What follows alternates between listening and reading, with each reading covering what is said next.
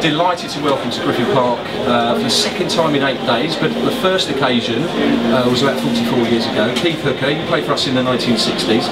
What's it like to be back at Griffin Park? Great, great. Nice to see some of the old faces and all like that here. And the ground has probably changed a little bit out of recognition from when you were the first time. I mean, talk a little bit about what's different. What's different, yeah, is the seating arrangements and yeah, the cover, open stands at the one end. Yeah, that's the main thing, I think. I mean, we're speaking before the cup match here, but take us a little bit through about the first game you went to against Ipswich Town. What was your opinion on the sort of the standard of play after being out of England for so long? So long.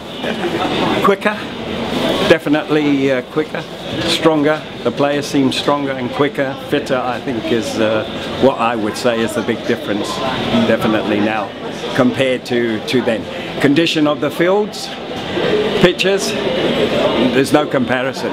Mud baths when we played and so forth, definitely, but yeah, definitely much better, looks more organised, everything, yeah. So you made your debut for Brentford in the time that there was absolute crisis going on at the football club because of the proposed takeover by Queen's Park Rangers. So you were sort of propelled in and made your debut in 1967, and you stayed here for about 2.5 years. What's your sort of memories of Griffin Park at the time?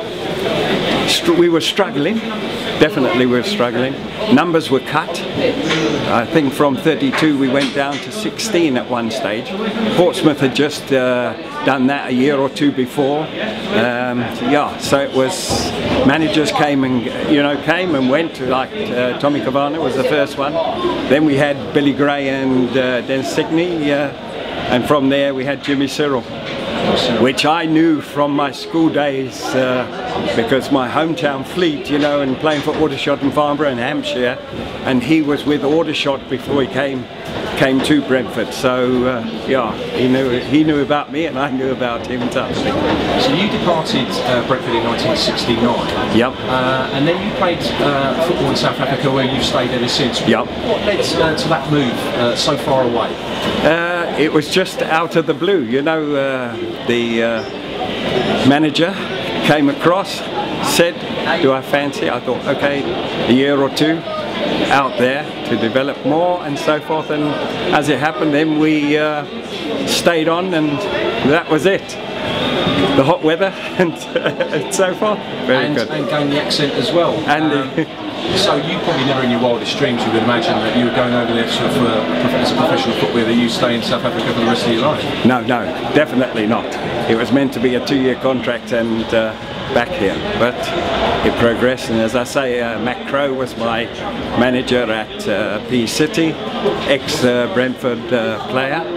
There was John Fielding, there was George McLeod, so there was a few others. And when I was playing in Durban, there was John Regan that played here, Ronnie Crisp that came from Watford to Brentford. That first season that I was here, he came across.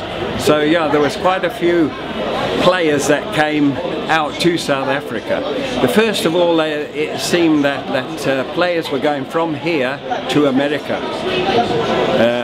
Eddie Reeves and a few of the others went out there and so forth, but then I think it was 6 months and then you had to come back to the UK because of the war and so forth. Yeah. So I mean, you had something completely different. You stayed there for ever since. Yeah. That's a lot of cross-pollination between the two countries, especially in that period of time as well. Yeah. Let's talk a little bit about training during the week. Now we've got a separate training facility now, which is about 3 or 4 miles away from the stadium. Yeah. What was it like on a Monday to Friday training?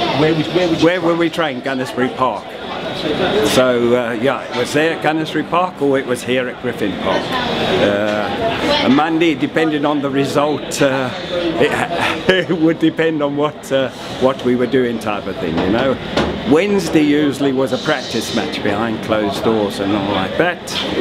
Friday was another thing. You had the Cinders track running around the ground, a few light stretches, sprints, so forth, and then it was home to your own life.